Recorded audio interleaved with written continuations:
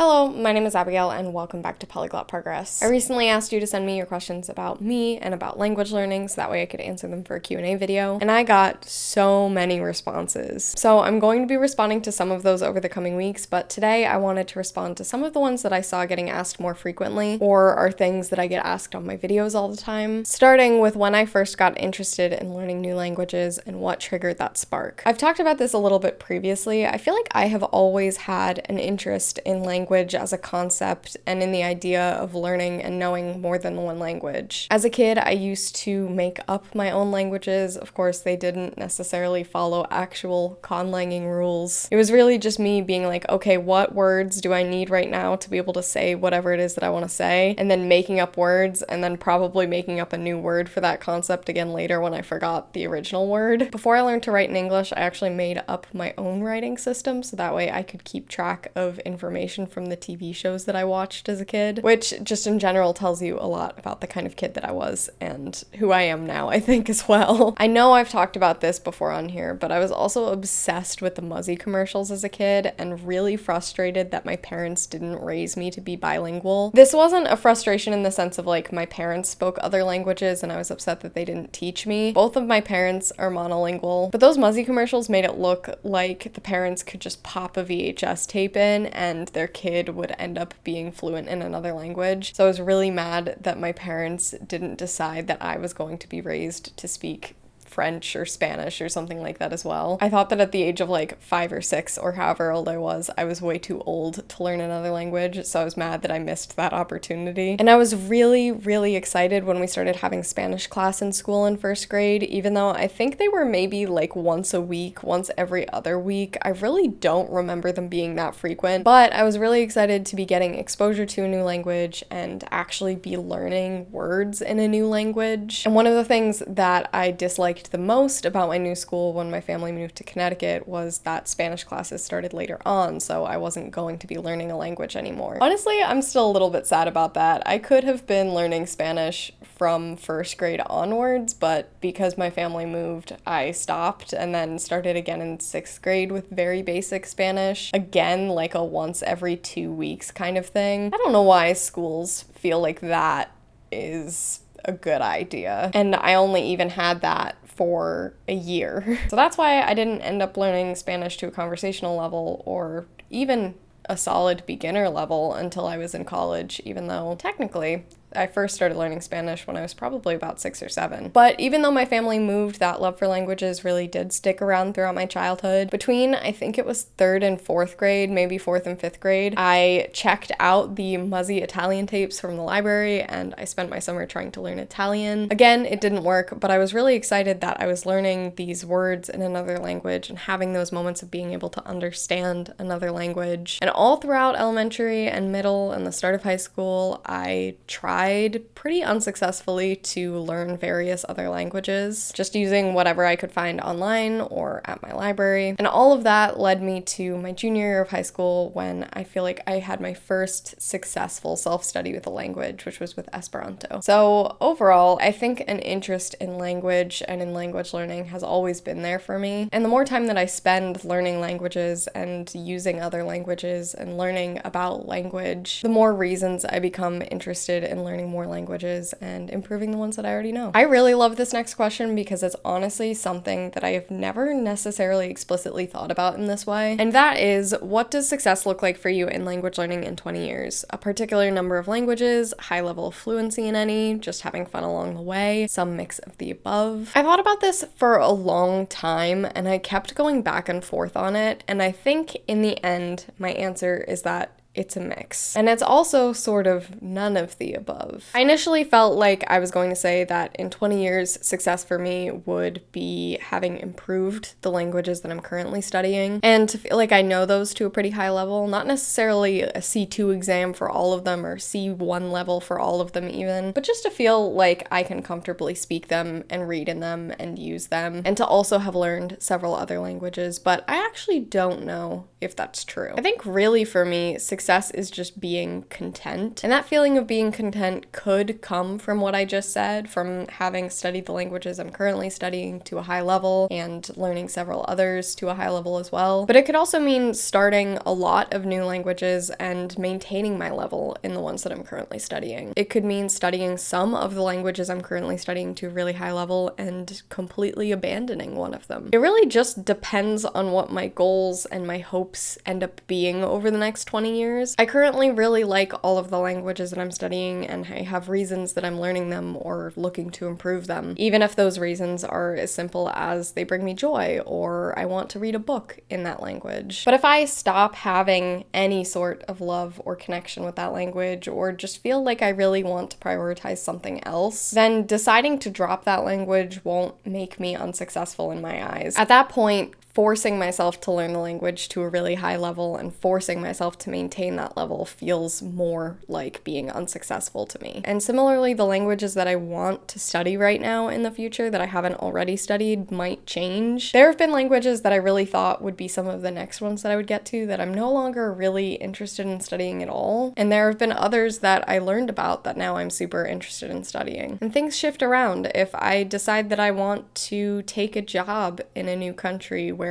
I don't speak the language, then that language would end up being prioritized over others. And in that case, learning that language would be part of being successful for me. But as of right now, if we were to base the next 20 years just off of what I want in this moment, then success for me would be to have all of my current languages in the B2 to C1 kind of range. Basically, I just want to be able to watch TV and movies and read books and hold conversations really comfortably, but I don't need to have passed like a C-level exam or anything like that. I'd like to have learned some other languages. I'd like to be having fun and have had fun over the last 20 years. And there are things, I guess, actually that really probably won't change. Like, success for me is also having more confidence than I do right now, having had the chance to work or create things in my target languages, and having lived in a place that speaks a language other than my native language as the kind of day-to-day language. But we'll just have to see. How do you motivate yourself when you're tired after 11-hour shifts at work? It's cold and dark when I get home and I just want to snuggle in bed. I've had a lot of people ask about language learning alongside school and alongside work. This is going to be something that I make a whole video on at some point because it's definitely something that I have had my fair share of struggle with, but I also feel like I'm doing much, much better with now. Granted, part of that is that I currently work 8 to 5 Monday through Friday. I have way more consistency and just time for language learning than I did when I was working hourly jobs. But some things that helped me when I was working hourly gigs and had 11-hour work days, or when I was in school and had a lot of classes throughout the day, or when I was doing both of those things at the same time, and are now things that help me when I am a little bit busier or I'm feeling extra stressed, are setting a specific time aside to work on language stuff. I am not at all a morning person, but I currently spend about an hour every morning before work focused on language stuff. And as much as I may not enjoy the waking up and being up that early part, I've found it really, really helpful to have a specific time each day that is just set aside for my language learning, when I don't have to be worried about other things or thinking about other things, and I can just focus on this hobby. And I find mornings specifically really helpful because it's before I've gone through the workday. I found that even on days now when I miss my hour in the morning and I'm like, oh, I'll do this in the evening, I end up not really getting around to it, or just not really wanting to get around to it because I'm tired after a day of work and I want to just snuggle up in bed, like you said. However, even if you don't want to do it before work, I think that sometimes with long shifts,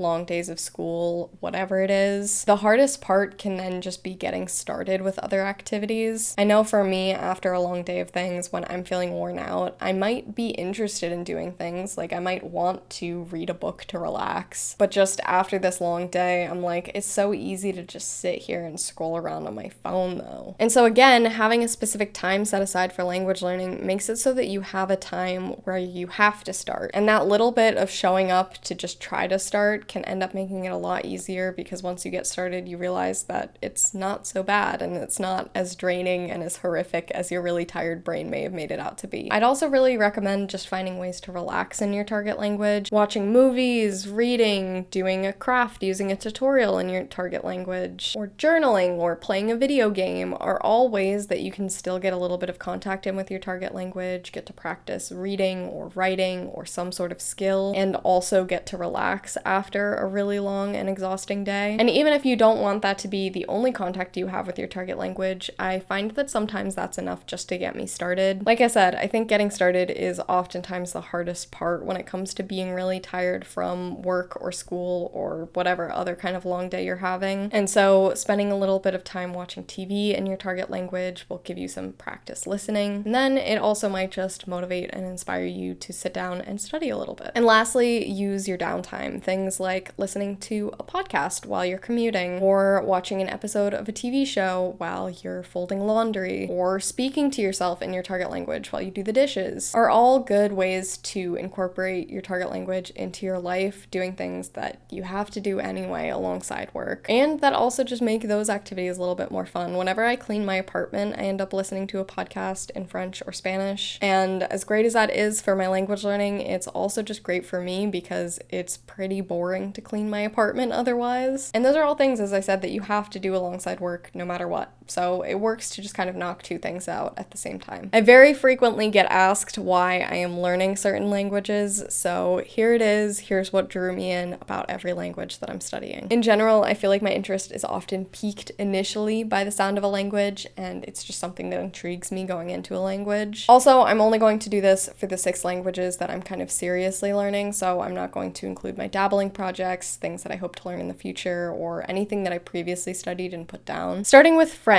which I chose as my language class in middle school, so my reasons weren't very based in the language itself. I did like the sound of French a lot, but I pretty equally liked the sound of all of my other language options. I really ended up choosing French for 2 reasons. The first one being that if you took French in 8th grade, you were able to go to Canada. And I had never been out of the country before, so I really wanted to get to go on a field trip to Canada. And the other reason being that most of my friends were going to take French, and I wanted to be in their language class and take the same language as them. And if they were all going to Canada, I wanted to go to Canada with them instead of being stuck in Spanish class. But the reasons that I continued to stick with French after I could have dropped it in high school, and the reasons why I went on to get a degree in French, and why I want a C2 certificate, etc., are maybe because I've been studying it for so long, but also I feel like there are just languages that people click with a little bit more. I just feel like French has this very comforting,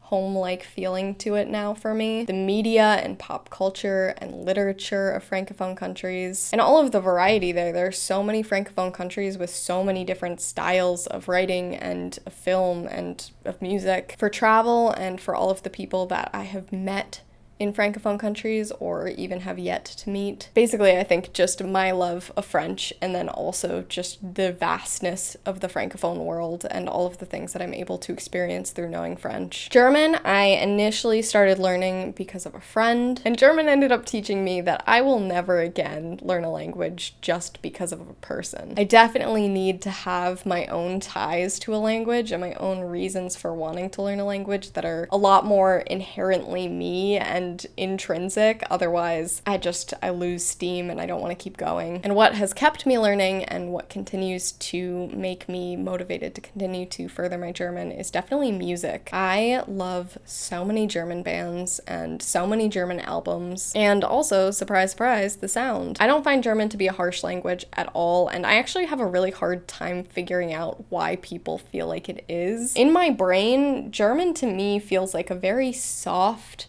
sort of like fluffy language. I don't even know how to describe it, but I really love the way that it sounds, and now also I'm becoming more and more comfortable speaking German and using German, so that also definitely continues to further make me want to learn it. I think similar to French, I found that once I hit kind of that point where I can really comfortably do things, I'm just enjoying experiencing books and movies and conversations and all of that in the language, and that alone kind of motivates me because I have so many things that I want to do and experience. Spanish, Spanish, part of it was that kind of weird on and off that I had with it, where I started studying it in school, and then I moved, and then I started studying it in school, and then I had to pick a new language because that's how my school worked. And then in high school, I tried to self-study it like 2 or 3 times and would pick it up, study a little bit, be like, I don't actually think I want to learn Spanish.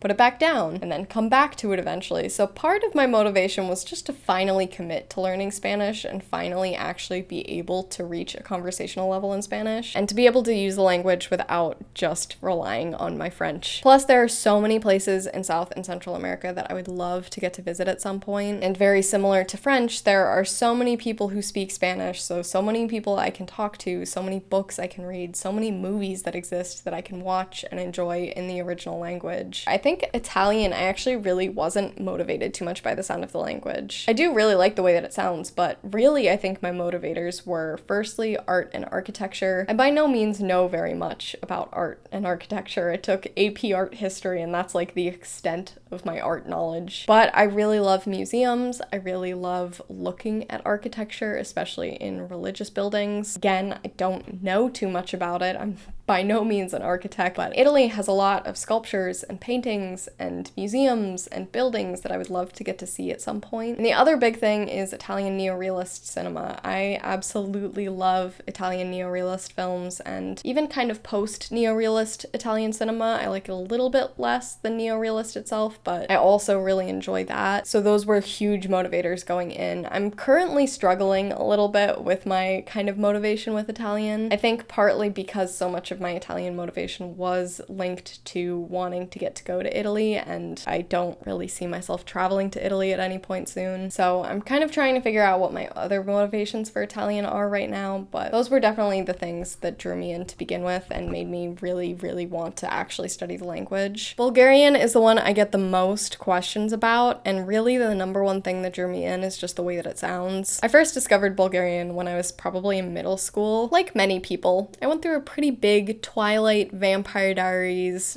vampire phase, and I watched a lot of interviews with Nina Dobrev, and in one of them she spoke Bulgarian, and I was like, what is this language? I love it. And so I started watching other videos of people speaking Bulgarian. I really wanted to try to learn it. Like I said, I tried to learn languages throughout middle school on my own. But as you can probably guess, I wasn't able to find any free resources online or any resources at the library to learn Bulgarian, so I never got around to it. Until the Polyglot Conference in 2015, when someone really wanted the book that I got in my goodie bag. I don't even remember what it was. And they were like, I don't know if you'd be interested in trading, but I would really love this book. You can take my Bulgarian dictionary if you want. And I was like, I can finally do it. So I ended up buying the colloquial Bulgarian book there at the conference. I got this Bulgarian dictionary, and it meant that I could finally do that. And the other thing that I think really consistently draws me in about Bulgarian is just how different it is from other languages I've studied. It is still Indo-European, so I do still see a lot of connections, which is also fun. I love finding those connections between languages. But considering I've studied 3 Romance languages, there's also so much that's different about it from those other languages. And I like that I get that experience with something new, and I like that it really challenges me. And lastly, ASL. I'm not really sure what originally drew me in about American Sign Language. This was one that I did try to study on my own in middle school and didn't have any success with. But what really drew me in this time around is just accessibility. I wanted to be able to sign, especially when I was working in retail settings. And similar to Bulgarian, I find finding those similarities and differences between the sign language that I'm now learning and all of the oral languages that I'm learning really interesting. Very similar to the idea of success and my goals. My reasons for learning languages kind of constantly change, but those are the things that drew me in originally. A lot of people asked about my job, like what I do for work right now, if I use languages at work right now, if I hope to use languages at work, what my dream job is. I currently work in marketing, specifically content marketing. So I do research and analytics and audits related to things like SEO and social media and that kind of thing. And I also write articles and emails and social media copy and ad copy and basically anything else that you might need written. I work for a company that does outsourced marketing, so I don't do this for the company that I work for. Instead, I have a mix of clients in a very wide mix of industries that I do this for. All of those clients are, however, in English, so I'm not using my other languages at work at the moment. I am also on and off doing film-related things, but I'm not doing that as my main job at the moment. Mostly, I'm currently working on developing my own scripts and my own projects, and also finishing up editing the final cut of my senior thesis film, because even though I graduated 2 years ago, my senior thesis film never got the final cut that I was fully satisfied with because COVID threw everything off. In the future, I would definitely love to involve my other languages in my work, and I definitely know that I want to bring them into my creative and film work. I've worked on film sets in French, and I would definitely love to have that same experience in my other target languages. And I'm also really hoping to start using my other target languages to do creative writing projects as well, whether that's short stories or film scripts, etc. And in terms of my dream job, I don't have a dream job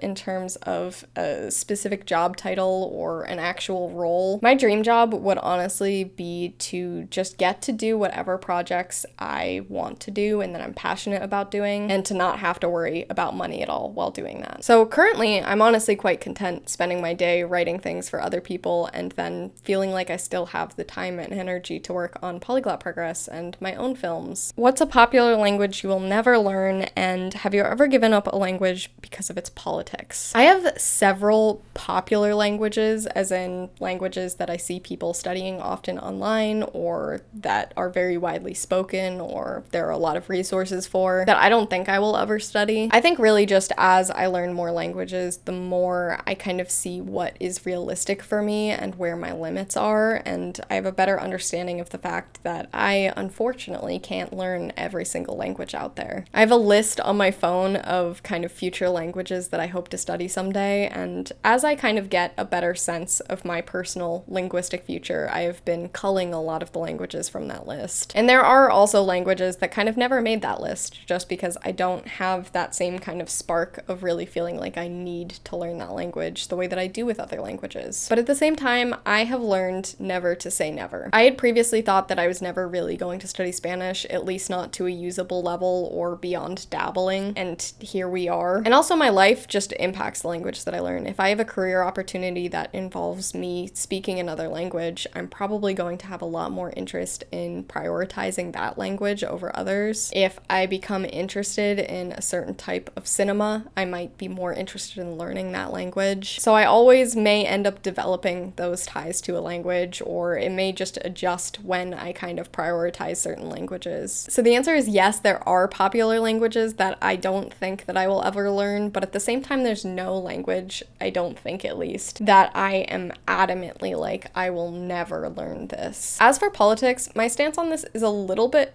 complicated, and I hope that I can explain it in a way that makes sense. I think that it's impossible for politics not to influence my language decisions, even in the sense of just what languages I know about and hear about, but also media and travel are things that often inspire me to learn a language, and the media that I have access to is going to be kind of politically decided. And politics also play a huge role in what countries have really thriving film industries versus what ones are developing film industries versus what ones don't really have a film industry at the moment. And my ability to and desire to travel to countries is also obviously impacted by politics, as well as my country's political relation to that country. Though it is worth noting that this part comes with a definite level of privilege. I come from the US, so my passport's very strong, so I don't have to worry too much about what countries I can and cannot travel to. In general, I don't have as many considerations there as other people might. So it's not inherently explicit of like, I don't agree with this country's politics, therefore I won't learn the language. Because while you can't completely separate languages from politics and politics from languages, it's also not so cut and dry as I don't like this country's politics, therefore I won't study this language, because countries whose politics I don't agree with also have people who don't agree with those politics either. And not learning the language just because I don't agree with what the government is necessarily doing holds me back from being able to talk to those people who do have the same values and political beliefs as I do. Plus, it gets even more fuzzy when you take into account languages like Spanish and French, where there are so many countries that use those languages as their official language and don't all have the same political beliefs. So as I learn French and Spanish, there are definitely countries whose politics and whose laws and things like that I don't necessarily agree with. And also, I mean, the reason we have so many countries that speak French and Spanish is because of colonization. And my learning French and Spanish definitely isn't then to say that I also support that. And also, to be honest, I don't think there is a single country that uses any language that I agree 100% with politically. Again, there might be individual people whose political beliefs align with mine, and it might be more likely that I would find those people in certain places because of their cultural upbringing, because of the current political status perhaps of that place, million other factors. But I don't base it so much on country because every country is made up of a lot of different cultures and a lot of different people with different political beliefs that aren't necessarily always reflected by the people currently in political power. So do politics influence the languages that I choose to learn or choose to give up? Yes, but not in the conscious way of I don't agree politically with the president of this country, therefore I won't learn the language spoken in this country. It just more so affects my interest in or perhaps even knowledge of the language because I really honestly feel like it's impossible not to. I don't feel like you can really disconnect politics entirely from anything because politics is going to influence everything and everything is then going to reflect back in politics. And with language especially, language has been made political by the people in power so often throughout history in terms of what languages are and are not allowed to be spoken, what languages are given official status and given power, social perceptions of various languages. So yes, it would be very ignorant for me to say that politics don't influence my language learning and influence my desire to learn certain languages, both positively and negatively, but I am not necessarily seeing political events or seeing the politics of a certain country and using that to determine whether or not I want to learn a language. What are my favorite videos to make? So my favorite videos to make, I would say, are anything related to trying something new or doing like a challenge, like when I tried to learn like Elise Speaks for a little while, or when I did the manga romance challenge. Basically anything where I set up a challenge or sort of structure to try something new in language learning and test that out and then document my experience with it. I just think they're really fun and they're really interesting for me going through the process, and hopefully they're pretty interesting to watch as well. The one downside to those is they take forever to make. It takes so long to come up with how I'm going to do it, a long time to actually do it and film it, and usually I have a ton of footage to edit, so it takes forever to edit as well. The video where I tried to learn like Elise Speaks, I think took me about 4 months to make, and I've also really enjoyed making my monthly recap vlogs. I feel like partially because they sort of are adjacent to those challenge videos, they're documenting my experience, but in a much shorter time frame. I started making them during the pandemic because I wanted to push myself to try something new, and I really enjoyed watching productivity and study vlogs, but I had never seen anything like that in the language community. And I honestly really was not sure how they were going to be received. I was really kind of worried about it because I hadn't seen anything like that, and I didn't know if it was going to be one of those things where everyone was like,